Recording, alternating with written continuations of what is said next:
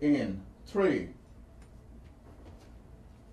Welcome to Mind, Body, and You, and I'm so excited because I have the honor of having a guest host on the show with me, a really good friend of mine, and she was here from the very beginning with us. And she wanted to do her thing, and now she's back. And I'm so happy to have her. Sue Kwok, welcome, and thank you so much. Thank you for inviting me here.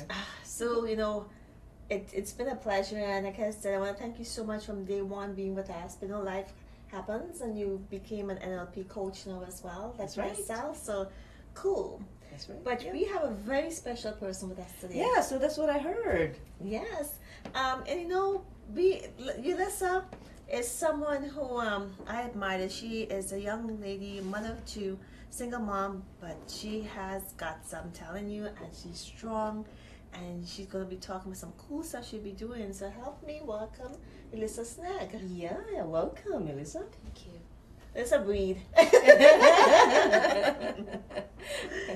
So this, you've met Sue before as well. Yes, and it's been a pleasure. So it's kind of cool that you guys know each other. Oh yeah, we have a little bit of time to chat this morning. Get to know her even better. Cool. Why don't you start off? Well, it was great meeting Lissa, and really admire your courage. And maybe you can tell us why you're here today. I'm here to share my story about what I've been through as a single mother, coming up from a lot. I've been abused by my dad, having a baby by someone that's HIV positive, just a lot. That's, been through a lot. So, why don't we just start from the beginning, wherever the beginning is for you? This is your moment in time to share your story and talk about some of the cool stuff down the road, what you'll be doing, because we take every single situation and turn into something positive. Well, growing up, I'm from St. Vincent, and growing up with my mom, my brother, and my sister, and my dad, I was fortunate to have a family, both mother and father in the house. But somewhere along the line, I guess, he wasn't there to protect me. I was abused by him. I could remember going to school, and he would come and pick me up from school just to take me home, to abuse me, and being threatened by him that he would kill me, he would kill my family if I tell him. I just didn't know where to turn to, who to look to, get that help. But I just pray and keep holding on that one day that I'm going to find the courage, that I'm going to talk. And I did, and I told my mom one day. She came from work. She was tired, as my mom is a maid. And I said that I have something to tell you. I said my dad's been abusing me, and I started to get deep and explain everything to her. She was really hurt. She took me to the police. I gave them a story, told them what happened. They took me to the hospital to get me checked out. Then they went to my house to arrest my dad. But then my mom remembered that my dad was there for her when his mom didn't want him to get married to my mom. So I guess she felt that she had to repay him and have his back. And then she started to have a guilty conscience and said to me that I'm getting ready to go to high school and it's going to be expensive. Who's going to help take care of the bills? And financially, she's not capable of taking care of me and my sister and my brother. So she told me to lie and change my story and said nothing happened after we already went and got a lawyer to defend my dad, because she went to visit him and she felt bad because she's trying to live a Christian life. I don't want to dwell too much on this, but I think it's really important, and I want people to understand it's not only from the Caribbean, it happens in all societies. Is that correct, Sue? Exactly, yeah. Mm-hmm. But at what age is this all started? Because I want people to understand it's not about, age has nothing to do with it. Mm-hmm. But let's talk about that first, and I'll tell you what I want to say after and address my concerns about that. I would say the age of kindergarten, preschool age. That'll be like about 5, 6 years old. Because I never attended a daycare. Okay. Mm-hmm. Yeah. So you were 5, 6 years old. Yes. And you have, and I mean, we're going to be very graphic here for a moment, and no disrespect to anyone, but to understand what some people go through. And, you know, boys as well as girls go through this. And this is the reason why we're sharing the story, because there's a lot of, you know, in those days, I want to say those days because it's it even happens now as well. But to have a 5 or 6 year old be touched, I'm trying to put it as delicate as I could put it, be touched by someone who's so much stronger. I don't understand any of this, and continue to do this. Really, it took your innocence away. It took your childhood away. Because you didn't understand what was going on. No, I didn't. Did you think it was a father's love? Is that you think it was that possibly, if you remember that far back? Or what did you feel it was? You know it was wrong. I knew it was wrong. I just kept asking myself, why is it happening to me? Like, is it right? Is it something that you're supposed to be doing to me? But then as I get older, and then I started, you know, to attend high school, and then you hear your friends say they got their little boyfriend and they kissed, then I put... Yeah, I remember those days. I put 1 and 2 together, you know, right. like, this is abuse. Mm-hmm. Did you ever blame yourself?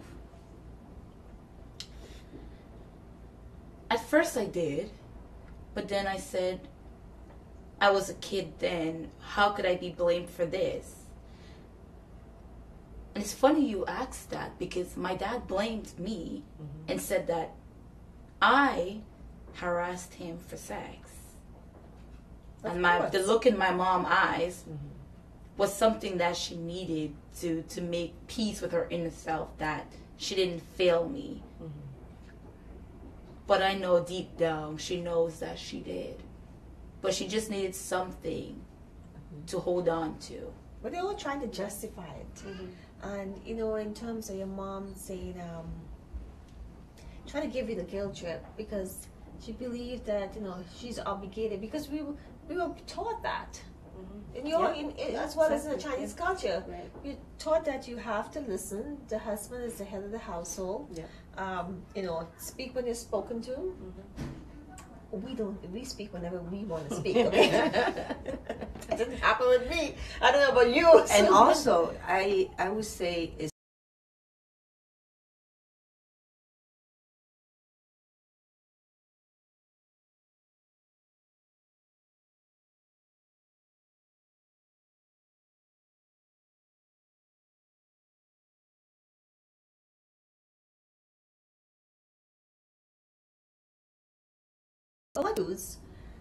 and then you went to your mom, and this is probably a couple of years, a little bit later, and to have to go through this process of the police and go through that.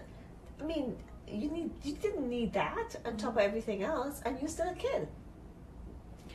I started, when I started high school, and I was around my friends, and they were talking about their boyfriend, that's when I said, you know what? Come what may, I'm going to tell somebody about it.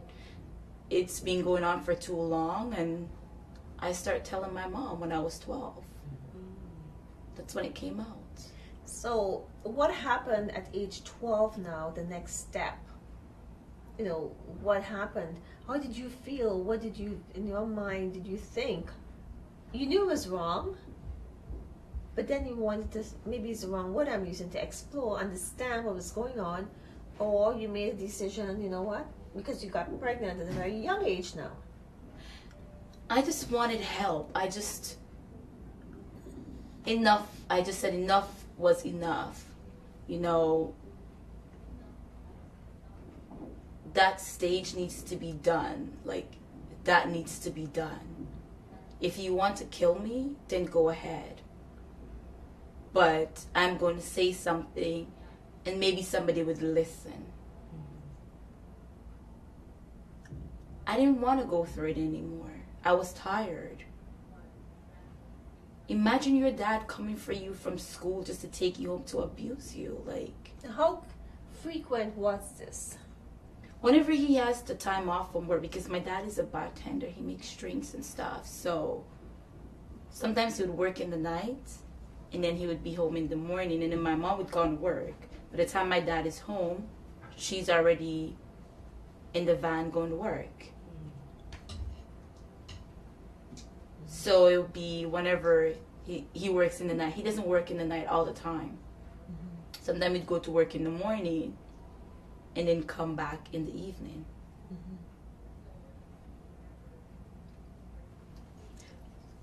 I would say it's a good thing that you stand up for yourself, although you were at a very young age at that time. Because there's a lot of young kids nowadays. They need to do that, you know. And this is a good, you're setting a good model for them to actually stand up and speak up. You have done a great thing, and the courage that you have. So tell us a little bit what happened after in your story.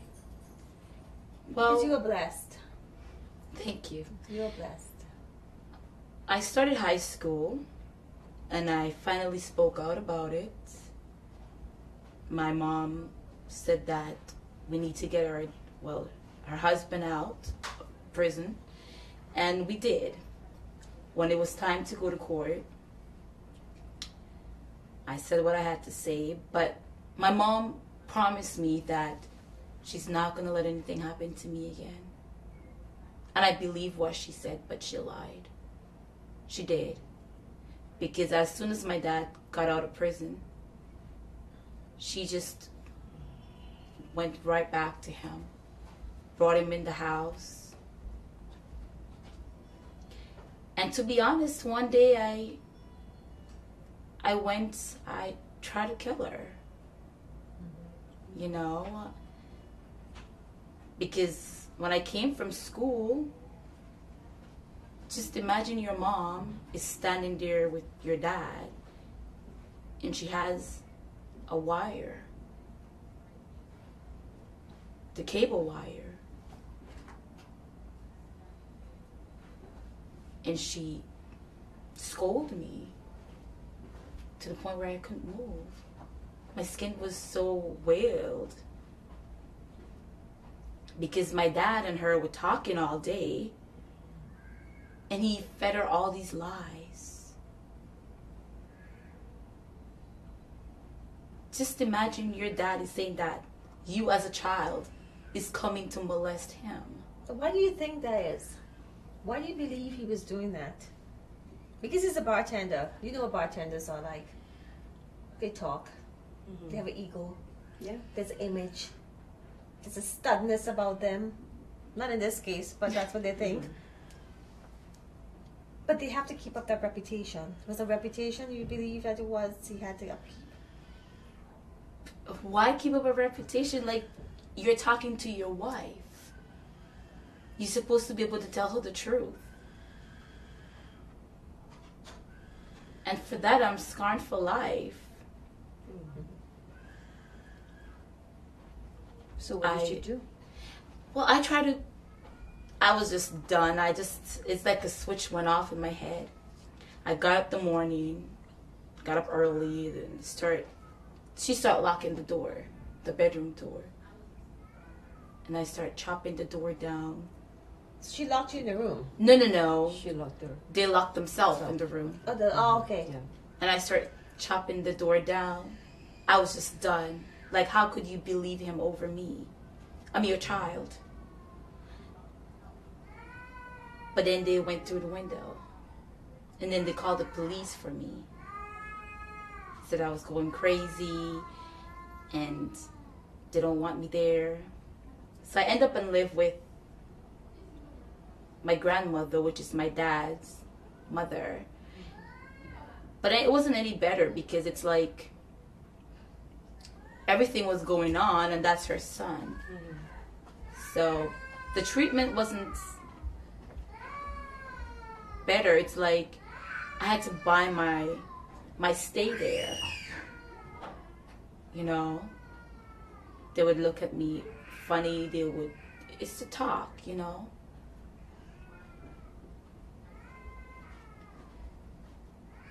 Going to school, your teachers, you're talking about it because it's all over. Mm-hmm. You know, my dad is popular, like, everybody's talking. The police didn't keep it confidential. This is St. Vincent of the Caribbean, okay? Nobody keeps anything confidential. Well, they're supposed to. Well, we know it's a little better than that. Let's move on a little bit. Let's talk about the good time, your son. I had my son, and then at first, I didn't want my son because I had my whole life ahead of me. Like, I wanted to model, like, the things that I wanted to do. And you were about 13 at this point, correct? Yeah. I got pregnant 13, had my son 14. There are things that I wanted to do, but I couldn't get to do them because I thought that the treatment that I was getting at it wasn't really my grandmother, but my cousins.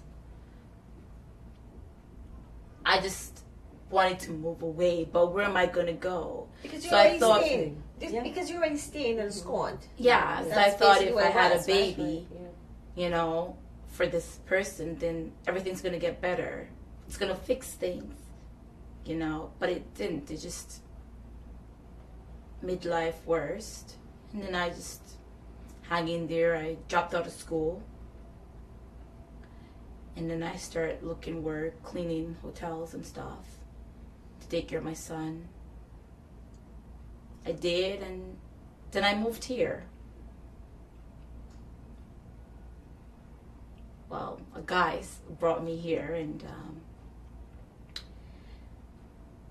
I moved, and I tried to build myself, but then I fell off the wagon again, and I have another baby. That's when my daughter came in. Well, let me ask you this. I know you always look at it, and I always look at things positive. You say you fell out the wagon again and for a better life. Do you really strongly believe that you still didn't have a better life? It doesn't matter. We all do things. Mm-hmm. And like I've said before, if you weren't supposed to have your son and your daughter, and you know the experiences, all their past experiences, you would leave it to your life, to your destiny. The positive side, you didn't fall off the wagon. You know, we all have lessons that we learn, very hard lessons. But your daughter became your rock, even more than anything else, which is what you needed. But under the circumstances, yeah, these things happen. It's life. It's life. It's life. But I do understand what you're saying. So Yeah. let's talk about the circumstances now as well. So let's start that little story. well, there was this guy that I liked. I really liked him. And he was coming for his niece's wedding to walk her down the aisle. So he invited me over to Montreal to be his date. And I thought we were going to reconnect. Was he cute? Yes, he's handsome. Let's hope so. For God's sake. That's a plus. So, end up getting pregnant and letting him know. It was a blissful moment while it lasted. And he said to keep the baby and he's going to be there. But he lives in New York. So he was going to come over and stuff like that. It was a rough pregnancy. Like, my son's pregnancy was hard, but my daughter was just the worst. He came for the child's birth in May. Came for 2 weeks. But before he came in January, he said that he can't talk to me anymore. It's not working. I said, okay. I would cry myself to bed every night with my son there beside me because I brought him up. And he would just rub my tummy and tell me, it's going to be okay, Mom, it's going to be okay. Oh, cute. The type of things that put tears in your eyes, you know. Yeah. And I would try not to cry in front of him, but sometimes it's just too much. To see that it's something that you said that you wanted and you wanted to be a part of, and just to see that you lied. Like, there's no need to lie. I think if everybody tells the truth, things are going to be better. Like, everybody knows where they stand. At the end of the day, you can say, I told you. So you can't say it's my fault because you know, you took part of it.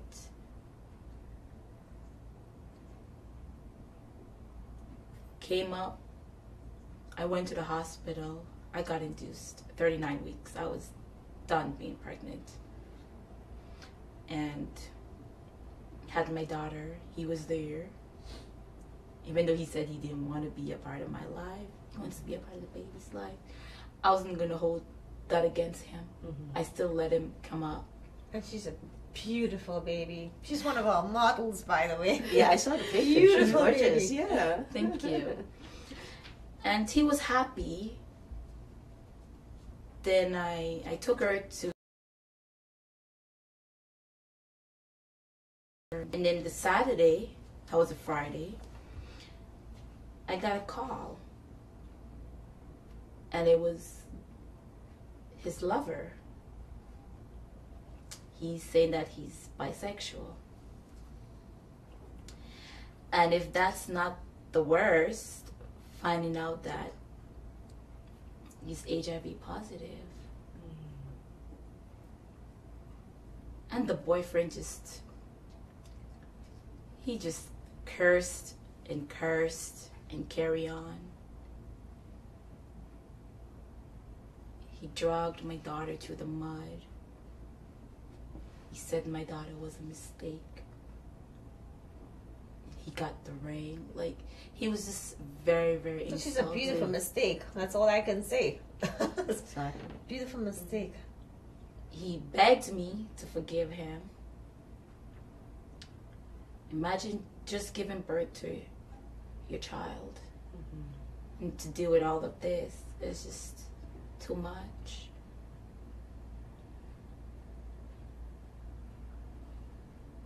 I went and I had the doctors run all the tests. You know, what are you supposed to do? Like, if that's the case, that's the case. You're already there. I looked at her and I cried and I'm like, why did it have to happen this way?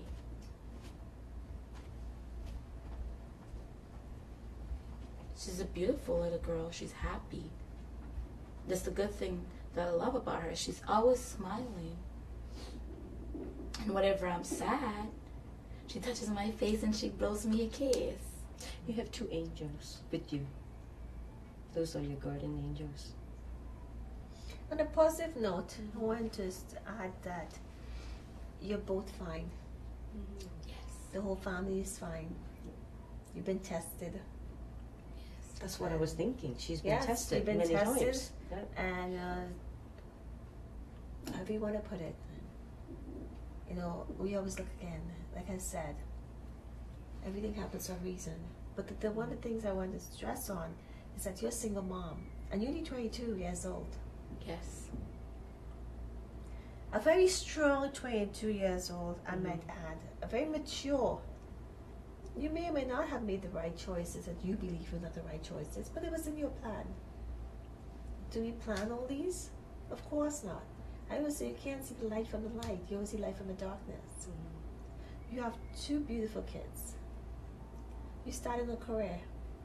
On a positive note, She's doing a book, I heard. she's doing a book. Yeah. Yes. You're doing a book. And tell me why you're doing the book.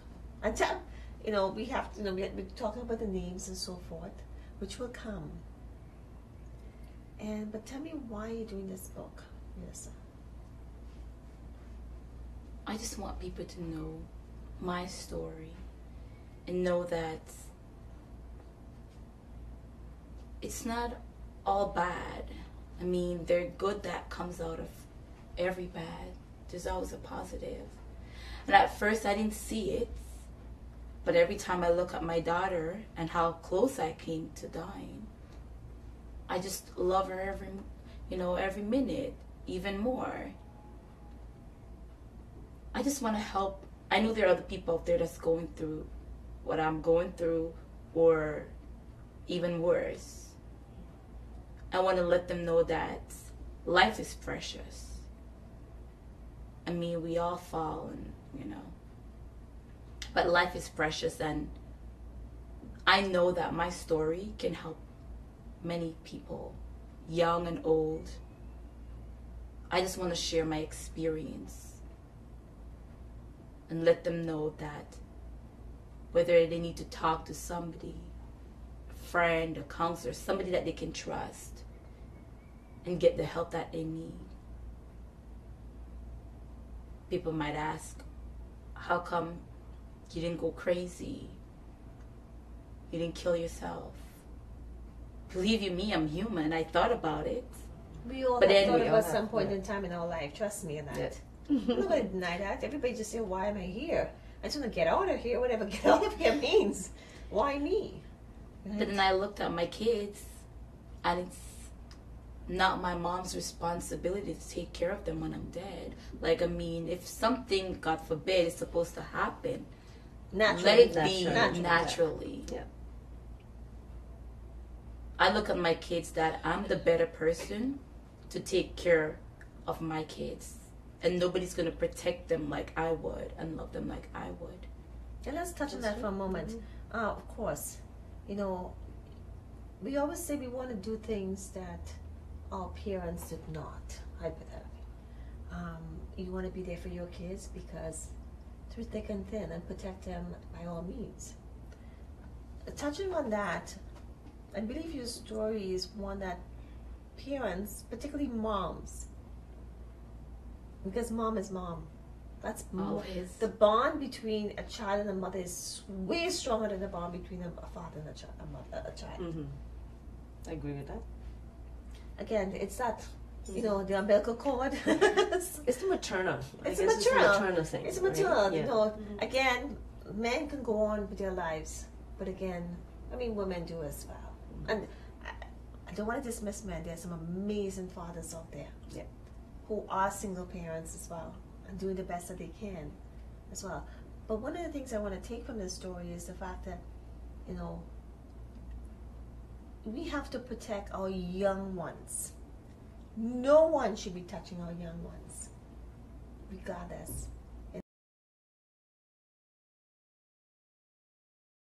So you have to look at the signs. Pay attention. Know who you're bringing into the mix, in the picture, whether it be a stepdad or something like not to disrespect anyone. But the way society is now, everybody's so independent, everybody's so free to do so much. And this is the problem, there's so many, these kids nowadays, they're so free and they have so much rights in this country. That's right. In St. Vincent, you could smack the crap out of them. Hey, been there, done that. Got that too. But here it's different. What do you have to add? You work with the schools. Yes, I was going to say, the one thing that I find is... Can't go to your boys there. Yeah. Well, we have... Even with boys, you have the problem. Just slightly different, but you still have the problem. It is true. I just find there's too much freedom when it comes to kids. It's just like, I remember there was one time I was calling the OHIP office for my kids, and that time he was turning 16. And, oh, yes. And they say, oh, at 15 and a half, they're free to sign their own document. Go to the so doctor. Which means, yeah, Doesn't have which to have means yeah. I have no right anymore when it comes to them. Only if they give me the authorization can I get access to information. Yeah, they can Yeah. go to the doctor themselves. 15 and a half. Yeah. A 15 and a half year old kid. Yeah. They're still kids. I have a 21-year-old and 17. They're still like 11-year-old. So that is the problem that I find that we have here. And we need to protect these young kids, especially, you know, all these toddlers or even like a kindergartners, right? They need to be protected, definitely. Well, we're hearing a lot more about tender ages. I'm going to put it as a tender age. And it really doesn't matter who it is. My husband was saying something this morning on the radio. Not to get into that, on TV, sorry, some of the stories this morning. You know, with you know, the priest and so forth and so forth. And it's everyday news. Mm-hmm. And I'm not here to embarrass or bash anyone.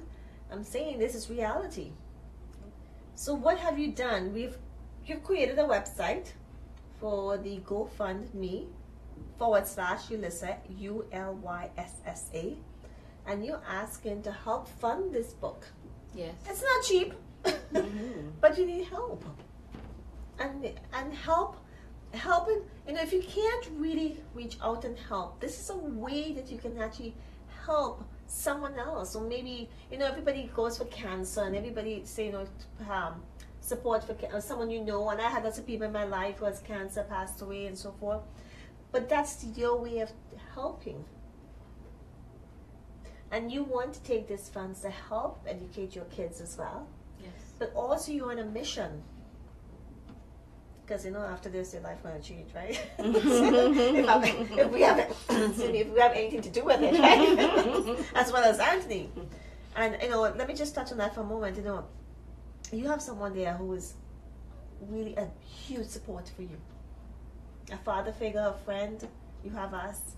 And, you know, he speaks so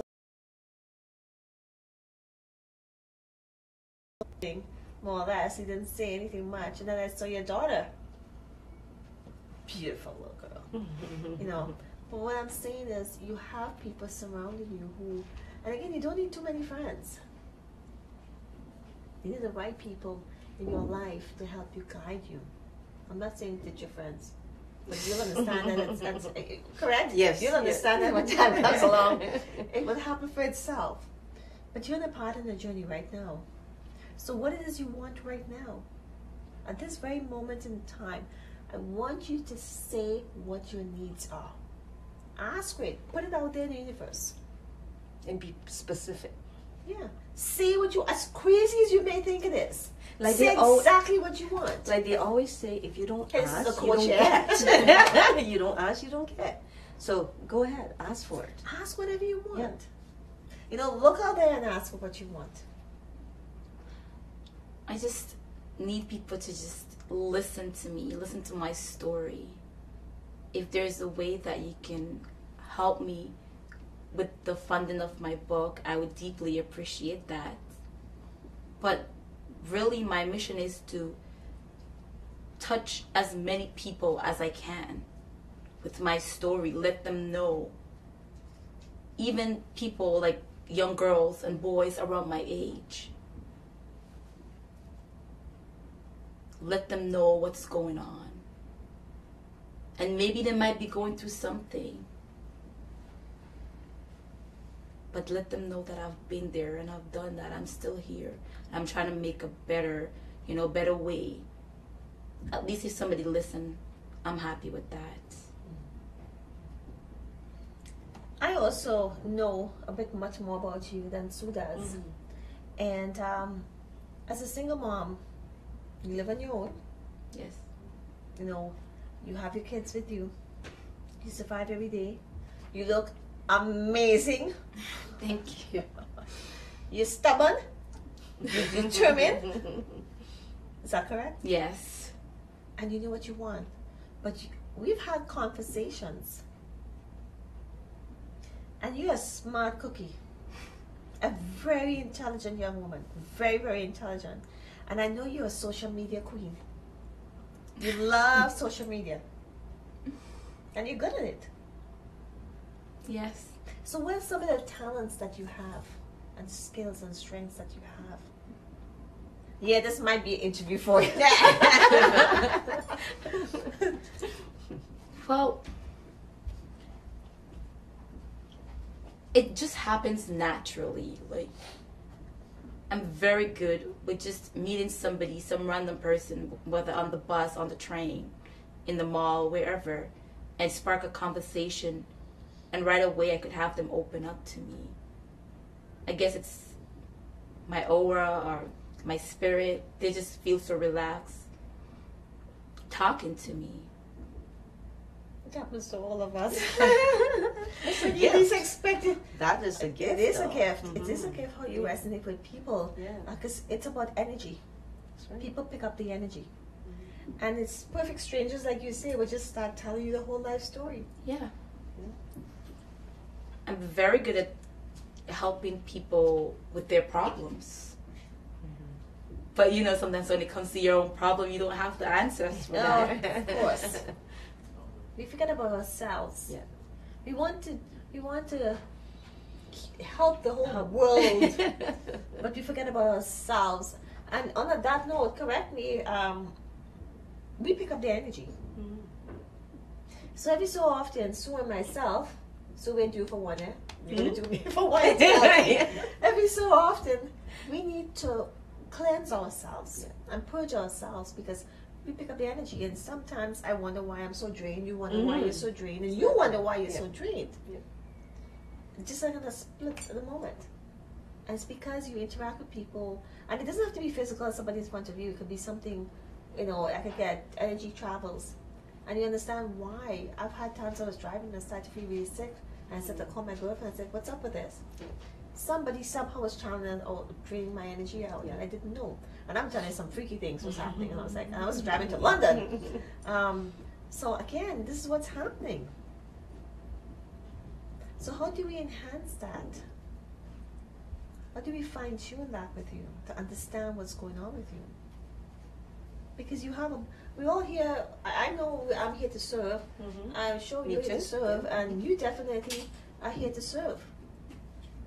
The funny part about all of this is that we all have different stories. That's right. Yeah. And we all have a story. And we all have a story. We'll have very different stories and some very deep stories. And there are lots of things people still don't know about me. But I take that life experience and share it. That's what you do with the book. Yes. But most important, you want to help those young, innocent children, babies.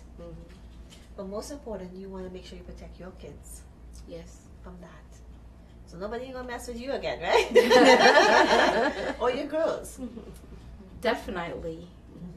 I mean, this experience, this life experience, it's gonna grow with me until I'm old. You know. Oh, beyond that, girl. Beyond It has to be beyond that. It's a legacy, and this is putting your mark. And this is not going to be the only thing you'll be doing. I assure you about that one. This is just the beginning. It's just the beginning of your journey. Well, Sue here actually, she is connected with the schools in Richmond Hill, That's right. and to have people come out and talk about this to the young ones. Maybe we can collaborate and see how she can arrange something. Because it doesn't really matter where you're from. If from the west end, the east end, the north end, the south end, it does not matter. What matters is the fact that how we can take this and take it across the masses. There's no jurisdiction with this. That's right. Yeah. How can we take it to the schools, the high schools? Because those high schools have brothers and sisters. True. Parents, adults, grandparents, we need to get them to listen. And we're going to, again, it's www.gofundme.com /Ulyssa, ULYSSA. Ulyssa, you're going to have to repeat it. Is that the only way that they can fund her? No, definitely you can pre-sell the book. We'll be doing a lot of things with the book. We're going to be marketing the book, setting up websites, everything else. We're going to start talking about it. There's a whole cool bunch of stuff we have in store for you there, Yulissa. Do How we can you have get in a- touch? Yeah. Yeah, how Do we you have get a tentative launch date for the book? Oh, we're gonna go there. So. Okay. I'm just, planning Yeah, ahead. we're planning ahead. Pacing if the I have- future. If I have anything to do with it, Yeah, we're pacing the because future. you already started writing. You Yes. write a lot. Mhm. So your stories, she's already writing her story. So we just have to put that whole cute little thing in a package, a little bow. How can we get in touch with you besides GoFundMe.com/Yulissa? Well, you can look for me on Facebook as Laura Han. That's my username. Okay. How do you spell that? Laura? LAURA Mm-hmm. HORNE. And that's going to be on the book. Yes. That's going to be on the book, okay? Mm-hmm. You can look for me in the GoFundMe /Yulissa. Mm-hmm. We'll find out some of the more ways to put you out there. Mm-hmm. I know this is all new for you. It is. It is. But you love writing. I do. You love writing. So it's just taken from here and put it here and put it out there. Sorry? Any closing thoughts? I just want to say I really admire your courage. It's a great thing you're doing. And it's a good thing that you are coming out and let the world see what you have done and you moving on is a good role model. Thank you. Thank you. Your closing thoughts. Well, What's your message? In the core of you, really and truly, I know you said before, but just put it out there. Whatever you want to say, what about the book, what about your kids, whatever it is you want to say, this is your moment. well, the book is gonna be about encouraging and just uplifting. Just stay strong. Everybody goes through, hard times, ups and downs, but it's just how you deal with it. And you definitely need a team or somebody that you can talk to. If you can't talk to your mom, somebody, just know that if you keep it bundled up inside, it's just gonna just eat you away. Just stay tuned for my book. Awesome. Well, what can I say to add to this? You're going to hear a lot more about Yulissa.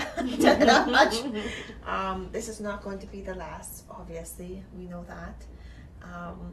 But I want to say that, we all grew up, all of us, in a time where, in those days, parents didn't know, they did the best they can do with the tools and resources they had. Life was hard back then. Now it's even a little bit harder in a sense because now we have to deal with a lot of independent kids.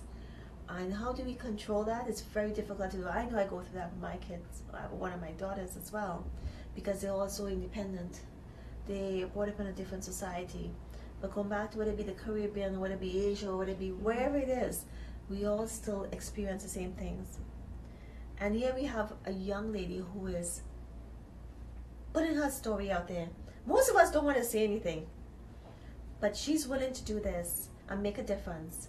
And she believes that it's her life purpose to do this with her two beautiful kids by her side, who is her inspiration. And believe me, they'll have to be a part of this, definitely so. So I would love for you to go to www.gofundme.com/ULYSSA. She's looking for $10,000 to help fund the book. As a single mom, she's not able to afford this. But with your help, she can do this. Believe me, I would make sure she does this. And however you want her, if you want her and you have an organization, a group, a school, or something for her to come out and talk, please feel free to contact her, contact me, contact Network Video Productions, Media Group, and we will get in touch with her. She's ready, she's willing, she's waiting. She's also looking for a job, survival. So if you have something for her, please don't hesitate to contact us or contact her. So until next time on Mind, Body, and You, blessings to you all, and be safe and protect yourself.